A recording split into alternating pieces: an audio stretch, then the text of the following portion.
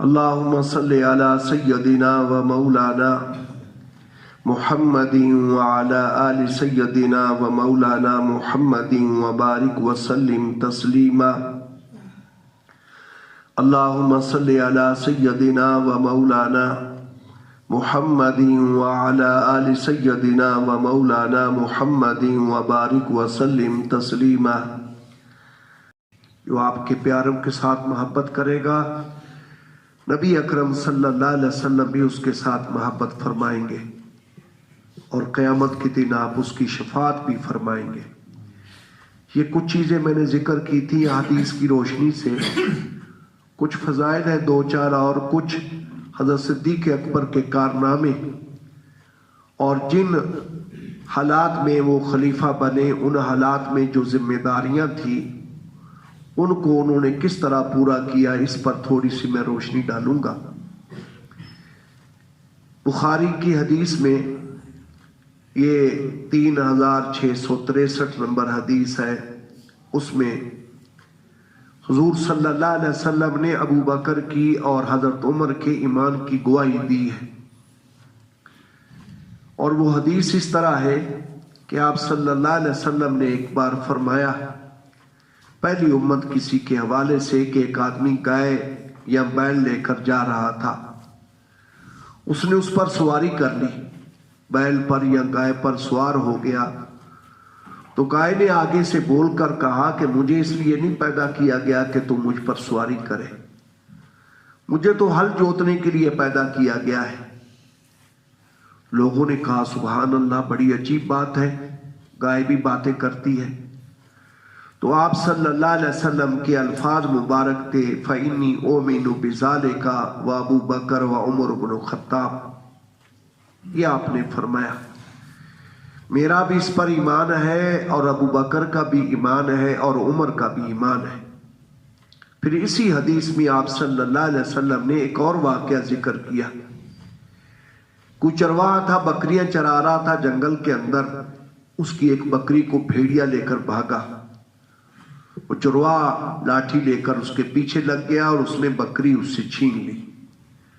بھیڑیا آگے سے کھڑا ہو کر بولنے لگا کہ تم نے مجھ سے آج تو بکری چھین لی ہے، اس دن ان بھیڑوں کا کون وارث ہوگا، کون چرواہا ہوگا جس دن ہماری ہی حکومت ہوگی۔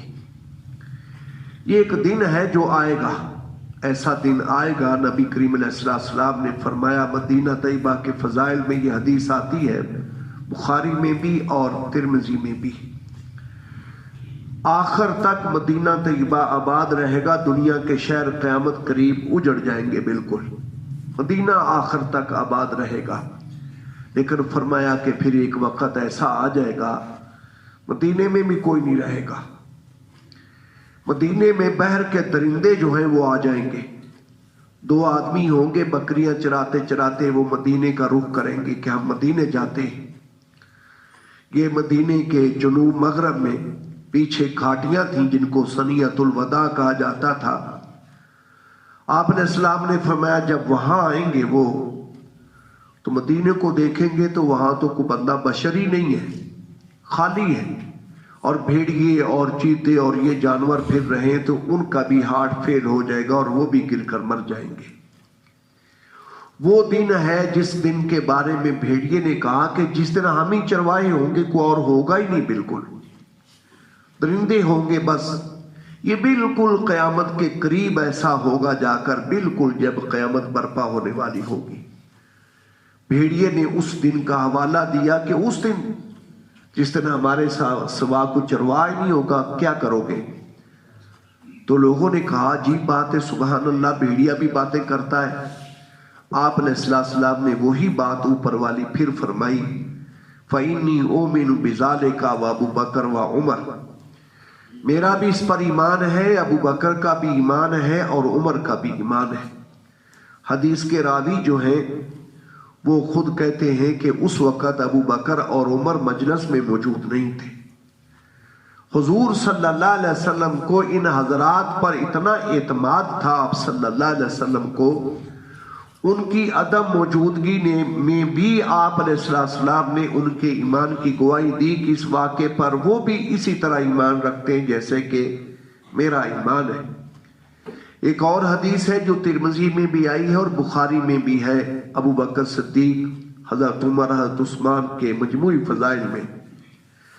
ابو موسیٰ اشعری رضی اللہ تعالیٰ عنہ اس کے راوی ہیں، وہ کہتے ہیں کہ میں نے اپنے گھر میں وضو کیا اور وضو کر کے میں گھر سے اس ارادے سے نکلا کہ آج سارا دن میں حضور علیہ السلام کے ساتھ رہوں گا۔ جب میں مسجد نبوی میں گیا تو نبی پاک علیہ السلام وہاں نہیں تھے۔ میں نے پوچھا تو لوگوں نے بتایا کہ آپ صلی اللہ علیہ وسلم اس طرف گئے۔ میں بھی چل پڑا۔ یہ آگے ایک باغ تھا جس کے اندر بیر عریس ہے۔ حضور علیہ السلام اس باغ میں تشریف فرما تھے۔ کہتے ہیں کہ باغ کی چار دیواری تھی، دروازہ لگا ہوا تھا، تو آپ علیہ السلام نے مجھے فرمایا دروازے پر بیٹھو، اور آپ علیہ السلام کنواں تھا وہاں پر ایک کنواں، اس پر بیٹھ گئے منڈیر پر، اور پاؤں آپ نے نیچے لٹکا لیے، اس طرح بیٹھ گئے۔ کہتے ہیں کہ میں دروازے پر تھا، اندر تھا، دروازہ بند کر لیا میں نے۔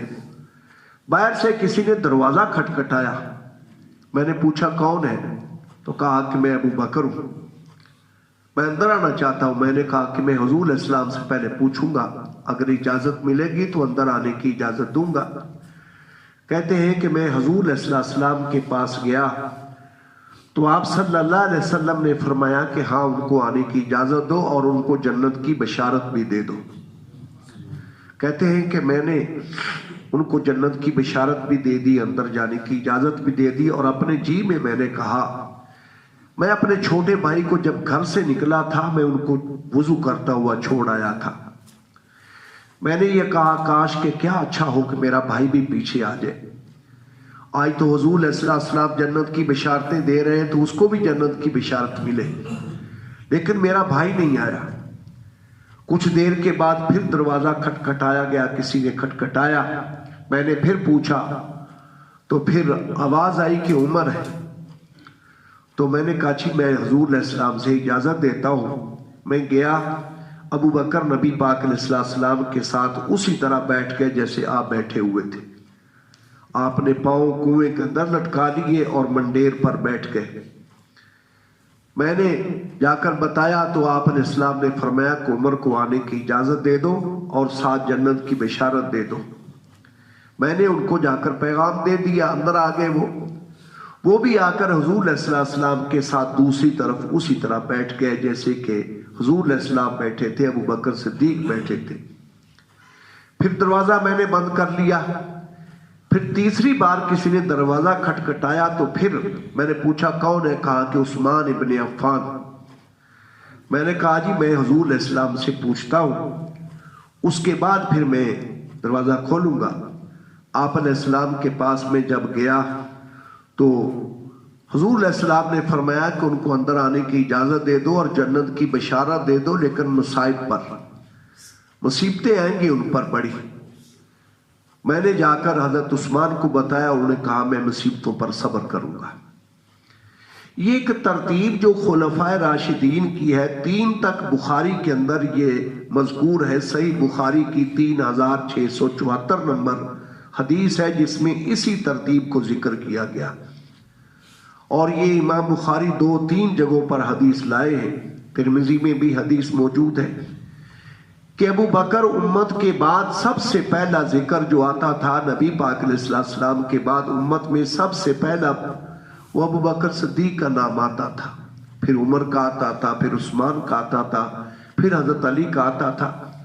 ایک اور حدیث ہے، ابن عباس رضی اللہ تعالیٰ عنہ یہ فرماتے ہیں کہ جب حضرت عمر رضی اللہ تعالیٰ عنہ کی شہادت ہو گئی، آپ ابھی جب زخمی کیا اس فیروز لولو نے، تو آپ نے اس وقت یقین ہو گیا کہ اب زندگی نہیں رہے گی، تو آپ نے اپنے بیٹے کو بھیجا کہ جاؤ حضرت عائشہ صدیقہ کے پاس جاؤ، میں اپنے ساتھیوں کے ساتھ دفن ہونا چاہتا ہوں۔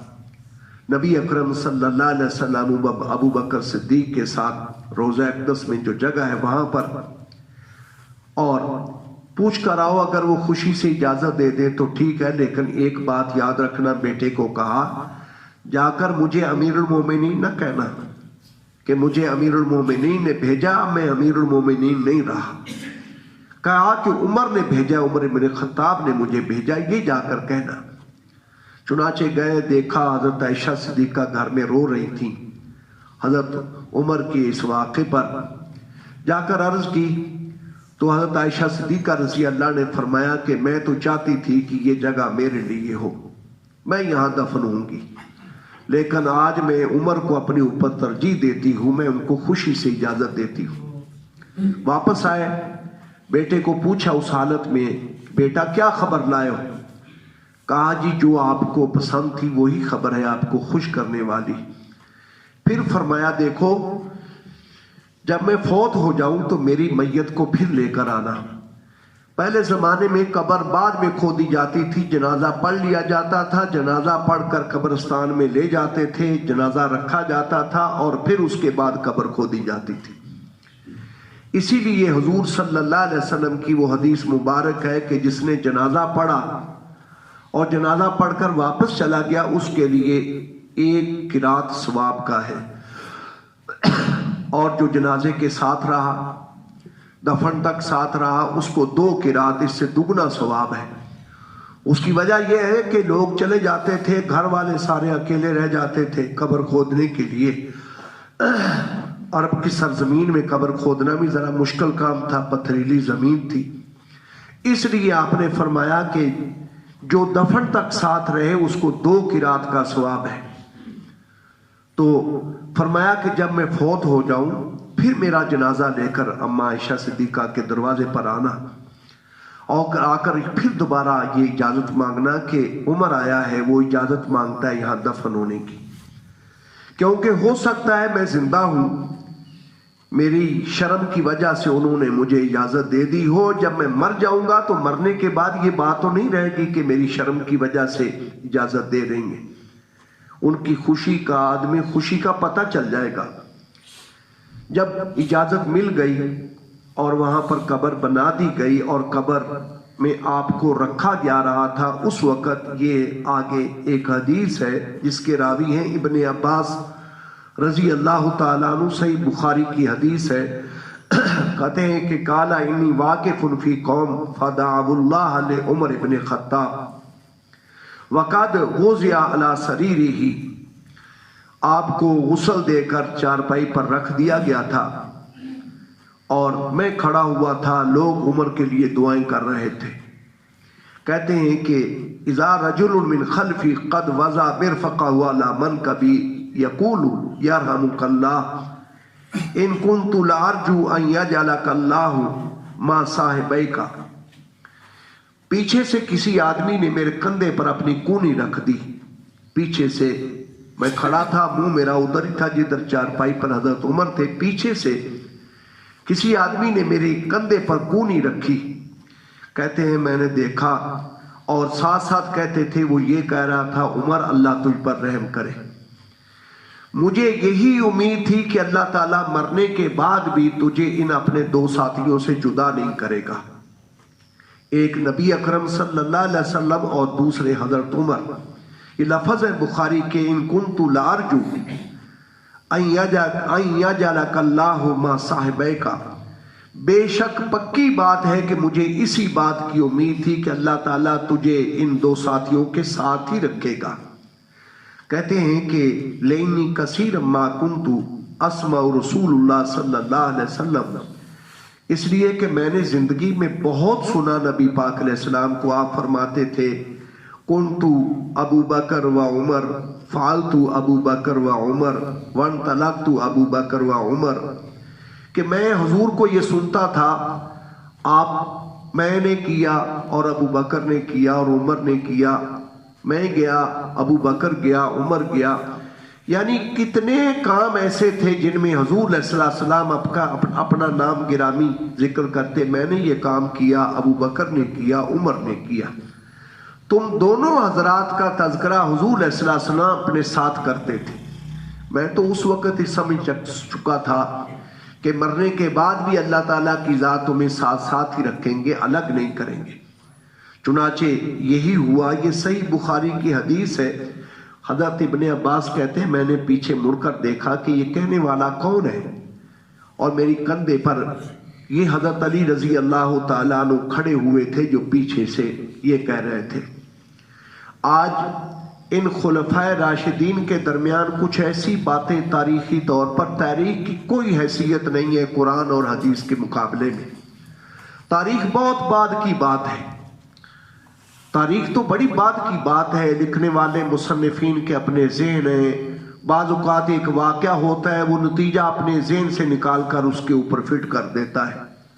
تاریخ میں بہت ایسی باتیں آتی ہیں۔ دوسری بات یہ ہے کہ اکثر حضرات ہمارے جو ترجمہ پڑھتے ہیں اردو کا، یہ عربی کا صحیح ترجمہ نہیں کیا گیا ہوتا۔ بہت جگہوں پر میں نے کئی کتابیں دیکھی، اصل کتاب کے ساتھ ملا کر وہ ترجمہ صحیح ہوتا ہی نہیں ہے۔ بعض جگہوں پر چھوڑ دیا گیا، صفحے کے صفحے چھوڑ دیے جاتے ہیں۔ بعض جگہوں پر وہاں کچھ ہوتا ہے، عربی عبارت کچھ ہوتی ہے، اردو میں ترجمہ کچھ کر دیا جاتا ہے۔ کچھ لوگ، اب اللہ جانتا ہے، بدنیتی سے ایسا کرتے ہیں جب گڑبڑ کرنے لگتے ہیں۔ اس لیے صحابہ کے دل کے اندر میل نہیں رکھنی چاہیے۔ حدیث ہے ترمذی کی مناقب کے اندر، آخر میں یہ چند دن ہوئے ہمارے درس میں گزری تھی، حضور علیہ السلام نے بالکل عمر مبارک کے آخری حصے میں ایک بات فرمائی سب صحابہ کو، میرے سامنے آ کر میرے کسی صحابی کی شکایت مت کرنا۔ یہ آپ نے سب صحابہ کو فرمایا، میرے پاس آ کر کسی کی شکایت نہ کرنا، میں صاف دل کے ساتھ اپنے صحابہ سے اللہ سے ملنا چاہتا ہوں۔ ایسا نہ کرنا کہ کسی صحابی کی کوئی بات آ کر میرے سامنے کرو کہ کسی صحابی کے بارے میں، میرے کسی ساتھی کے بارے میں میرے دل کے اندر کوئی ایسی بات ہو، کوئی قدورت پیدا ہو جائے، کوئی رنج والی بات پیدا ہو جائے، میں یہ پسند نہیں کرتا ہوں۔ اس لیے کوئی بات ایسی میرے سامنے آ کر نہ کرنا صحابہ کے بارے میں۔ یہ آپ صلی اللہ علیہ وسلم نے صحابہ کو روکا کہ ایسا نہ کرنا۔ جب صحابہ کو روکا ہے تو ہمیں تو بطریقے اولا رک جانا چاہیے۔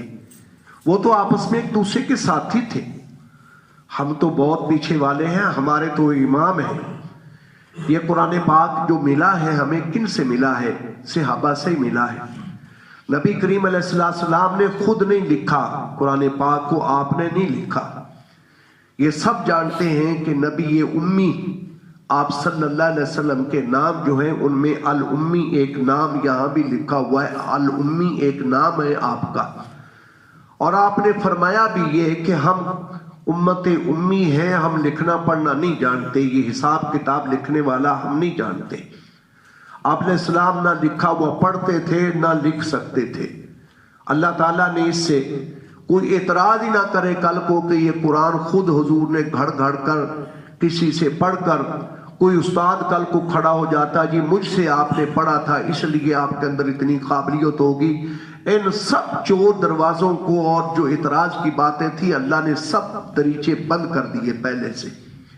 براہ راست آپ کے قلب اطہر پر قرآن پاک اتارا جاتا تھا، آپ کے کان بند کر دیے جاتے تھے۔ اس وقت جب وحی اترتی تھی کان نہیں سنتے تھے آپ کے، دل سنتا تھا۔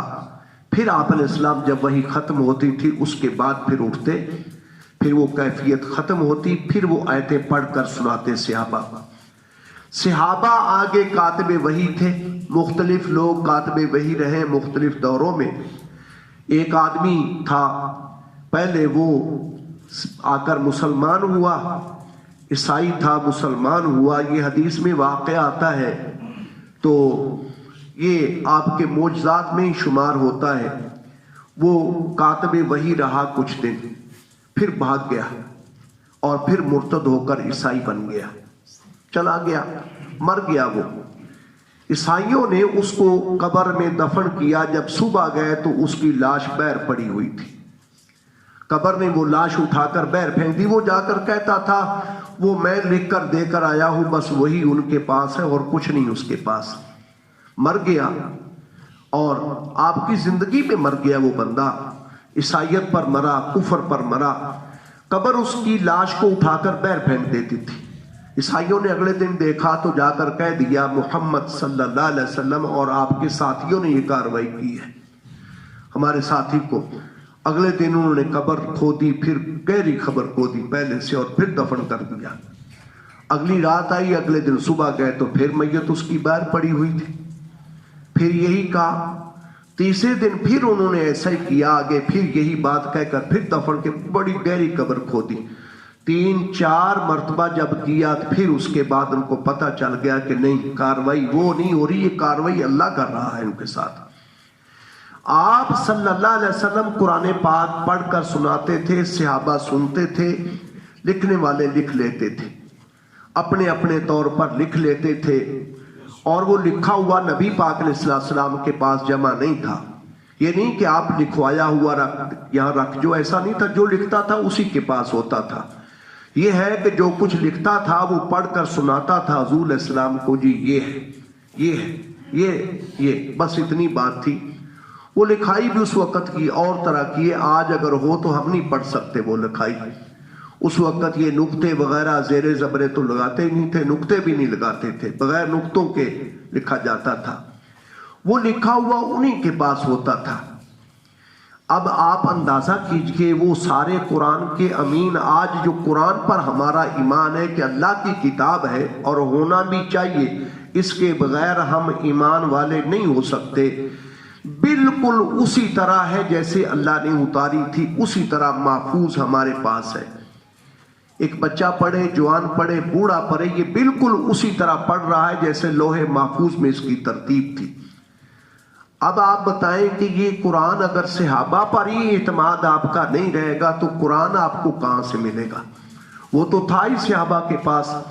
حضور علیہ السلام کے گھر میں تو قرآن پاک جمع نہیں تھا، صحابہ نے یاد کیا، حافظ بھی بنے، صحابہ نے لکھ کر بھی رکھا، اور یہ قرآن ایک جگہ پر نہیں تھا، جو لکھنے والا ہوتا تھا اسی کے پاس ہوتا تھا، آگے لوگ اس سے پھر لکھ لیتے تھے اپنے طور پر یاد کرنے کے لیے کہ ہم اس کو یاد کریں گے، یاد کرتے تھے زبانی، یہ تھا۔ اب یہ ابو بکر صدیق کے دور میں آ کر یہ ضرورت محسوس کی، جب مسیلمہ کذاب کے ساتھ جنگ ہوئی تو اس میں بڑے حافظ شہید ہوئے، پکے حافظ بڑے شہید ہو گئے۔ اس پر کسی صاحب نے آ کر حضرت عمر رضی اللہ عنہ کو یہ احساس ہوا کہ اگر اسی طرح جنگیں ہوتی رہیں، اور جنگوں کا میدان تو کھل گیا ہے بالکل، ابو بکر صدیق رضی اللہ عنہ کے دور میں آگے اس کے آپ کے جو کارنامے بنیادی ہیں ان میں یہ بات آتی ہے کہ بہت سارے محاذ کھل گئے تھے۔ یہ ابو بکر صدیق کا حوصلہ تھا، انہوں نے ان سب محاذوں پر ثابت قدمی کے ساتھ ان کا مقابلہ کیا، ڈٹے رہے، پیچھے نہیں ہٹے۔ یہ مورخین نے لکھا ہے کہ اگر اس موقع پر ابو بکر صدیق لچک پیدا کر لیتے، دین اسلام بھی صرف ایک فلسفہ بن کر رہ جاتا، اور یہ کچھ عبادات کا مجموعہ ہوتا ہمارے پاس، اور ایک فلسفہ ہوتا، عملی زندگی میں پھر یہ سمجھا جاتا کہ دین عملی زندگی میں ہمارے ساتھ نہیں چلتا، یہ دنیا کا نظام چلانے کے لیے عقل اور تجربے کی ضرورت ہے۔ ابو بکر صدیق کی استقامت نے ثابت کیا کہ نہیں، دین ہر دور میں، ہر شعبہ زندگی میں اگر تم حکمران ہوگے تب بھی کامیاب تب ہوگے جب تم دین سے رہنمائی لوگے۔ ان کی استقامت نے یہ ثابت کیا۔ اب اس وقت حضرت عمر نے یہ احساس کیا کہ حضرت ابو بکر صدیق کو کہا قرآن پاک بکھرا ہوا ہے، کوئی شہید ہو گیا، زبانی یاد اس کو تھا، چلا گیا، اگر اسی طرح چلتا رہا سلسلہ، صحابہ جاتے رہے تو قرآن تو محفوظ نہیں رہے گا، آپ ایک جگہ پر اکٹھا کریں اور اکٹھا کر کے اس کو سرکاری تحویل میں جمع کر کے رکھیں تاکہ قرآن کا نسخہ تو محفوظ ہو۔ لیکن صدیق اکبر نے، حدیث میں یہ موجود ہے، یہ ترمذی میں بڑی وضاحت کے ساتھ آیا کہ فرمایا کہ وہ کام جو حضور نے نہیں کیا میں سے کیسے کرواتے ہو؟ نبی پاک علیہ السلام نے قرآن پاک کو ایک جگہ پر جمع نہیں کیا، اس میں بڑی حکمتیں تھیں۔ آپ صلی اللہ سمجھتے تھے کہ میرے صحابہ کا مزاج دین کے مطابق بن چکا ہے، یہ سارے کام پیچھے وہ کریں گے۔ بہت سارے کام آپ کرنا چاہتے تھے، آپ صحابہ پر اعتماد کر کے چھوڑ گئے کہ یہ پیچھے کریں گے، اور صحابہ نے وہ کام الحمدللہ کیے۔ बार बार حضرت عمر کہتے رہے، اللہ تعالیٰ نے حضرت ابوبکر صدیق کا سینہ کھول دیا، بات سمجھ میں آ گئی۔ حضرت زید بن ثابت انصاری نوجوان صحابی تھے، اس کو بلایا گیا۔ یہ کاتب وحی بھی رہے تھے، بڑے دیانتدار، بڑے سمجھدار انصاری تھے، قبیلہ خزرج کے تھے۔ کہا کہ یہ کام آپ کیجئے۔ انہوں نے کہا کہ جب حضور علیہ السلام نے نہیں کیا، آپ مجھے کیسے کہتے ہیں؟ بار بار شیخین نے جب سمجھایا تو ان کی بات سمجھ میں آئی، تو پھر انہوں نے کام شروع کیا۔ پہلی مرتبہ قرآن پاک کو جمع کرنے والے ابو بکر صدیق رضی اللہ تعالی عنہ ہوئے۔ یہ اعلان کیا گیا کہ جس کے پاس کوئی قرآن پاک لکھا ہوا ہے وہ لے کر آئے، لیکن شرط یہ ہے کہ 2 گواہ ساتھ ہوں اس بات کے کہ یہ تحریر حضور علیہ السلام کی نظر سے گزر چکی ہے، آپ علیہ السلام کو پڑھ کر سنایا جا چکا ہے، یہ تحریر سنائی جا چکی ہے، 2 گواہ اس پر گواہی دیں، ہمارے سامنے یہ تحریر حضور علیہ السلام نے سنی، پھر وہ تحریر قبول کی جائے گی۔ زبانی بھی یاد تھا، صحابہ کو حافظ بھی تھے، حضرت زید بن ثابت خود بھی حافظ تھے اور بھی بڑے حافظ تھے۔ پھر اس طرح سے لکھا ہوا جمع کیا، سارا جمع کر کے وہ اسی ترتیب سے جمع کیا گیا جو ترتیب اصل لوح محفوظ کی تھی۔ ترتیب نزولی اور ہے یہ ترتیب، آپ دیکھتے ہیں قرآن پاک میں یہ جو سورتوں کے نمبر ہیں، یہ بعض اوقات کوئی سورت بعد میں اترتی ہے، کوئی پہلے۔ سورت والناس آخر میں ہے لیکن اتری پہلے ہے۔ سورہ بقرہ الحمد کے بعد شروع والی سورت ہے لیکن یہ اتری بعد میں ہے، لیکن وہ پہلے لکھی گئی اس لیے کہ لوح محفوظ کی ترتیب حضور سمجھاتے تھے کہ یہ سورت یہاں لکھو، یہ سورت یہاں لکھو، یہ آیت یہاں لکھو۔ یہ ابو بکر صدیق رضی اللہ تعالیٰ عنہ کے دور میں یہ کام کیا گیا جمع قرآن کا، کہ سارا قرآن ایک جگہ پر اکٹھا کیا۔ حضرت زید بن ثابت اس کمیٹی کی چیئرمین تھے، ان کے ساتھ اور صحابہ بھی لگے اور سارا قرآن جمع کر کے ایک تھیلے کے اندر رکھ کر وہ تھیلا حضرت عائشہ صدیقہ رضی اللہ تعالیٰ عنہ کے گھر میں رہا۔ حضرت عثمان کے دور میں پھر ضرورت پڑی تھی، اس میں یہ وجہ تھی کہ پہلے قرآن کو پڑھنے کے کئی طریقے تھے، یہ گنجائش دی گئی، بوڑھے بھی تھے پڑھنے والے اور قبیلوں کا اپنے اپنے لغت کے اعتبار سے فرق بھی تھا، لفظوں کا لکھنے کے اعتبار سے فرق بھی۔ جیسے قرآن پاک میں لفظ تابوت آتا ہے، یہ تابوت آپ نے دیکھا ہے کہ ایک تو ہے لمبی تے جیسے ہم لکھتے ہیں، عربی میں ایک تے جیسے اصلات، یہ بھی تو تے ہے نا آخر میں، لیکن گول ہے ڈال کر وہ 2 نقطے لکھ دیتے ہیں، یہ بھی تے کا طریقہ ہے۔ اس طرح کی کئی چیزیں اختلافی تھیں قبائل کے اعتبار سے۔ حضرت عثمان رضی اللہ عنہ کے دور میں وہ ختم کر کے لغت قریش کا لحاظ کیا گیا جس کے مطابق قرآن اترا تھا۔ یہ ابو بکر صدیق کا بہت بڑا کارنامہ تھا کہ قرآن پاک کو جمع کر کے امت کو دے گئے۔ اور دوسری بات جو آئی ہے سب سے بڑی، حضرت اسامہ رضی اللہ تعالیٰ عنہ کا لشکر، نبی کریم علیہ السلام سمجھتے تھے رومیوں کی شرارتوں کو کہ رومی جو ہیں یہ اب باز نہیں آئیں گے، ان کے ساتھ جنگ کا آغاز ہو چکا تھا۔ حضرت اسامہ رضی اللہ تعالیٰ نوجوان تھے، تاریخ میں ان کی عمر 17 سال بتائی گئی ہے اس وقت جب حضور نے ان کو امیر بنایا، اور ابھی وہ مدینہ سے نکل کر بحر کچھ فاصلے پر تھے کہ حضور علیہ السلام کی طبیعت خراب ہو گئی اور دن بدن خراب ہوتی چلی گئی، تو وہاں پر ہی صحابہ ٹھہرے رہے جو لشکر والے تھے، مدینے میں آ جاتے تھے پھر چلے جاتے تھے، حضور کا حال دیکھتے پوچھتے۔ حضرت زید کہتے ہیں کہ حضرت اسامہ کہتے ہیں کہ میں بھی ایک دن آیا، یہ حضرت اسامہ کے فضائل میں حدیث آتی ہے، میں حضور علیہ السلام سے ملنے کے لیے گیا، ذوف بہت تھا، آپ بول نہیں سکتے تھے، لیکن مجھے یوں محسوس ہوا کہ حضرت نبی کریم علیہ السلام نے ہاتھ اٹھا دیے میرے لیے، اور ہاتھ اٹھا کر میرے لیے دعا کر رہے ہیں، جیسے میں نے یہ محسوس کیا دعا کے لیے ہاتھ اٹھا دیے میرے لیے۔ اب حضور علیہ السلام کی وفات کے بعد اس لشکر کا بھیجنا بڑا مسئلہ تھا، یہ اس لیے کہ ایک طرف جھوٹے نبی جو تھے وہ کھڑے ہو گئے، ان کے پاس قبائل ان کے جمع تھے، طاقتیں ان کے پاس تھیں، مردوں کی جنگی طاقتیں تھیں۔ دوسری طرف کچھ لوگوں نے زکوٰۃ دینے سے بالکل انکار کر دیا کہ ہم نماز پڑھیں گے، کلمہ پر ہم قائم ہیں لیکن ہم زکوٰۃ نہیں دیں گے۔ کچھ قبائل نے یہ کہا کہ ہم زکوٰۃ تو دیں گے لیکن مدینے نہیں بھیجیں گے، ہم خود اپنے طور پر زکوٰۃ دیں گے۔ یہ حکومت کا جو انتظام ہے اجتماعی حضور کے دور میں، اب حضور نہیں رہے، اب ہم نہیں دیں گے۔ یہ کچھ لوگ اس طرح کے بھی تھے۔ کچھ لوگ ایسے تھے جو دور دور سرحدات پر تھے، مدینے میں نہیں آئے، وہ مسلمان ہو گئے تھے، صحابی نہیں تھے، وہ کچے پکے سے مسلمان تھے۔ ابھی حضور علیہ السلام کی وفات کے بعد انہوں نے کہا دین ختم ہو گیا، پھر واپس چلو اپنے مذہب کی طرف۔ اس طرح سے مرتد ہو گئے۔ کچھ فسادی لوگ مدینے پر بغاوت کے ارادے سے حملے کی تیاریاں کر رہے تھے۔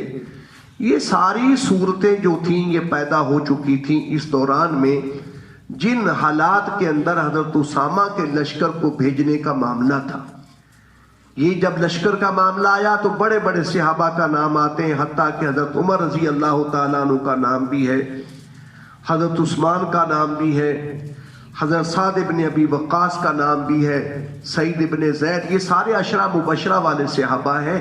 ان 10 صحابہ میں سے انہوں نے حضرت ابو بکر صدیق کو مشورہ دیا تھا کہ یہ لشکر نہ بھیجا جائے، حالات سازگار نہیں ہیں، مدینے کے اوپر خطرہ ہے، اس لیے آپ لشکر نہ بھیجیں۔ حضرت ابو بکر صدیق بڑے بوجھل دل کے ساتھ ان کی باتیں سنتے رہے۔ جب کہہ چکے تو پھر اس کے بعد آپ نے فرمایا کچھ اور کہنا تمہیں تو بتاؤ؟ کہا جی نہیں۔ تو آپ نے بڑی جوش سے کہا خدا کی قسم اگر مجھے یقین ہو جائے کہ مدینے کے اندر درندے آ جائیں گے اور کوئی درندوں کو روکنا والا نہیں ہوگا اور مجھے بھی درندے کھا جائیں گے تو حضور کا ترتیب دیا ہوا لشکر میں نہیں روکوں گا، یہ جائے گا، جو حضور نے ترتیب دیا یہ جائے گا۔ اور پھر ان حضرات نے کہا چلو جائے گا ٹھیک ہے، لیکن آپ حضرت اسامہ چھوٹی عمر کا ہے، اس کی جگہ پر کسی بڑے تجربہ کار صحابی کو لگا دیں۔ تو آپ بڑے غصے ہوئے، حضور کے قائم کردہ امیر کو معزول کروانا چاہتے ہو ابو بکر سے؟ ابو بکر کون ہوتا ہے کہ حضور کا قائم کردہ امیر وہ معزول کر دے؟ یہ نہیں ہو سکتا۔ اور اس لشکر کے 40 دن کے بعد یہ لشکر روم سے واپس آیا اور فتح کے ساتھ آیا۔ بعد میں حضرات نے دیکھا کہ اس کے اثرات اتنے گہرے پڑے کہ وہ سارے قبائل جو بغاوت کے لیے پر توڑ رہے تھے دب کر بیٹھ گئے کہ مسلمانوں کی طاقت بڑی ہے، جو روم جیسے دور دراز اور وقت کے بھاری دشمن سے ٹکر لے سکتے ہیں، ان کے خلاف بغاوت کرنا آسان کام نہیں، سب چپ چاپ بیٹھ گئے۔ یہ ابو بکر صدیق کے بنیادی کام تھے جو آپ نے کیے، جبکہ سب صحابہ اس میں مانعین زکوٰۃ جو زکوٰۃ دینے کا انکار کرتے ہیں، حضرت عمر جیسا انسان کہتا تھا کہ ابو بکر کو ان کو کچھ نہ کہیں، حالات کا تقاضا ہے، لیکن ابو بکر صدیق نے فرمایا یہ نہیں ہو سکتا۔ اور نظم و ضبط کے اعتبار سے حضرت عمر بھی اس لشکر میں تھے جو حضرت اسامہ کے ساتھ جا رہا تھا، اب وقت کے امیر بھی بن گئے اور حضرت عمر کی ضرورت بھی ہے مدینے میں، تو آپ امیر ہونے کی حیثیت سے یہ نہیں حکم دیا کہ عمر کو یہاں رہنے دو، نہیں، حضرت اسامہ سے ویسے درخواست کی، اسامہ میں تجھ سے درخواست کرتا ہوں مجھے عمر کی ضرورت ہے مدینے میں، تو عمر کو تم اجازت دے دو کہ میرے پاس رہ جائے۔ آپ یہ اندازہ کیجئے کہ امارت اور نظم و ضبط کو کس طرح ابو بکر صدیق نے اس واقعے میں جمع کیا ہے۔ امارت بھی ہے، امیر بھی ہیں، خلیفہ رسول اللہ صلی اللہ علیہ وسلم بھی ہیں، لیکن نظم و ضبط کیسے نبھایا؟ حضرت اسامہ سے اجازت چاہی کہ اس کو واپس چھوڑ دیجئے، اور جب لشکر جانے لگا تو پیدل ان کے ساتھ چلے۔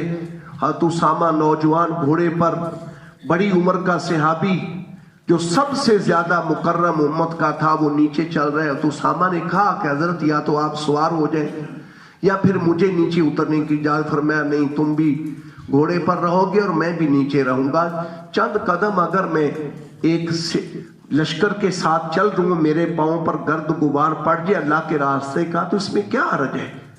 یہ صدیق اکبر کے بنیادی اور پھر کھانے پینے کے اعتبار سے یہ مشہور واقعہ ہے کہ بڑا ہی کفایت شاری کے ساتھ گھر چلاتے تھے۔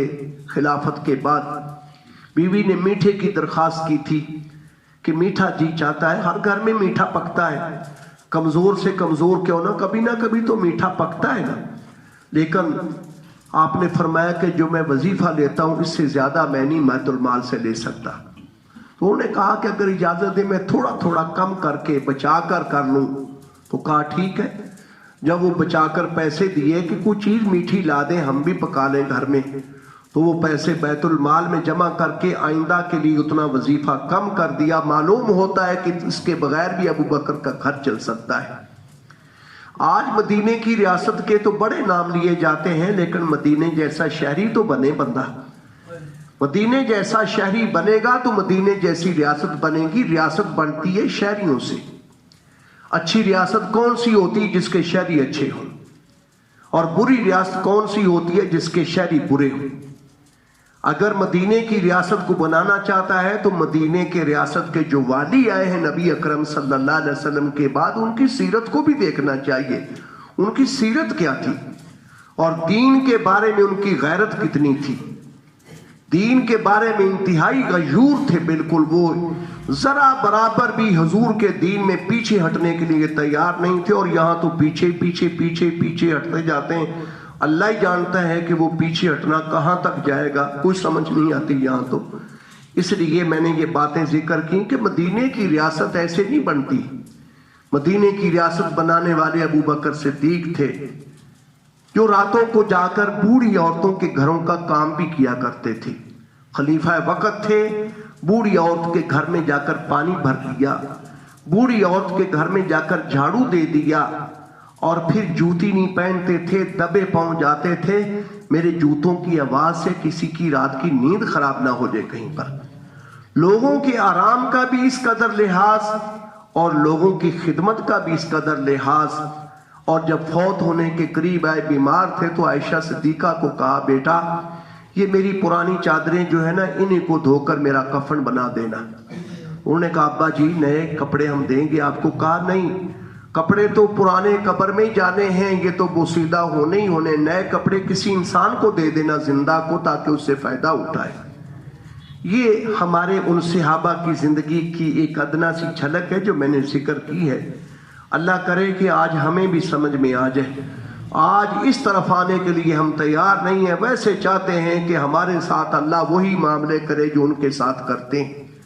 اس زمانے میں بڑے عجیب معاملے ہوئے ہیں. 2-3 معاملے میں وقت نہیں، تھوڑا سا میں درخواست کروں گا. ایک تو یہ ہے، یمن کے اندر اسود انسی جو ہے، اس نے نبوت کا دعویٰ کیا تھا. تو ایک تابعی تھے جن کا نام تھا ابو مسلم خولانی رحمہ اللہ تعالی. انہوں نے اس کو نبی ماننے سے انکار کر دیا. اس نے ایک بہت بڑی آگ جلائی اور آگ میں اٹھا کر پھینک دیا. اللہ کی قدرت ہے، ان کا ایک بال بھی نہیں جلا. بڑی آگ سے صحیح سلامت نکل گئے. پھر اس کے مشیروں نے اس کو کہا کہ اس کو یمن سے نکال دو ورنہ تیرا ستیہ ناش ہو جائے گا، یہ لوگوں کو تجھ سے ہٹا دے گا. یہ پھر مدینہ چلے گئے، مسجد نبوی میں نماز پڑھ رہے تھے. حضرت عمر نے دیکھ لیا اور دیکھ کر وہ پہچانتے تو نہیں تھے. تو پوچھا تم کہاں سے آئے ہو؟ کہا کہ یمن سے آیا ہوں. کہا کہ اچھا وہاں ایک آدمی تھا جس کو اسود انسی نے آگ میں ڈالا تھا، وہ کون تھا؟ اپنی کنیت تھی ابو مسلم خولانی، اسی سے مشہور تھے. اپنا نام بتا دیا کہ وہ عبداللہ تھا اس کا نام. اس بندے کا نام عبداللہ ابن صوب اس کا نام تھا. آپ نے پھر فرمایا جانچ گئے، سمجھ گئے، فراست تھی. اللہ نے خدا کی قسم دے کر میں کہتا ہوں تجھے کہ مجھے بتا کہ وہ تو نہیں ہے. کہا کہ جی میں ہوں. رو پڑے، گلے لگایا اور پھر ابو بکر صدیق کو بتایا. ابو بکر صدیق نے بڑا پیار کیا اور کہا میں اس اللہ کا شکر کرتا ہوں جس نے اس امت کے اندر بھی ایک فرد کے ساتھ وہی معاملہ کیا جو اپنے خلیل ابراہیم علیہ السلام کے ساتھ کیا تھا. پانی سے پار گزرنا یہ بھی واقعہ حضرت ابو بکر صدیق رضی اللہ تعالیٰ عنہ کے دور کا ہے. صحرا لقدق جس میں کوئی پانی نہیں تھا، اس کے 3-4 واقعہ بڑے عجیب ہیں، جیسے نبیوں کے ساتھ پہلے ہوتے رہے صحابہ کے ساتھ اللہ نے ایسے واقعات کیے. لیکن بات یہ ہے کہ ویسا بننا پڑے گا. دین کی خاطر سب کچھ قربان کرنے والے وہ لوگ تھے. دین کے اندر کوئی کمی نہیں آنے دیں گے. دین کے اندر کوئی کمی نہیں آنے دیں گے. یہ اگر آج جذبہ پیدا ہو تو پھر مدینے کی ریاست بن سکتی ہے. باتوں سے نہیں بن سکتی. باتوں کے تو ایسی باتیں ہیں. اللہ تعالی ہمیں کچھ کرنے کی توفیق عطا فرمائے۔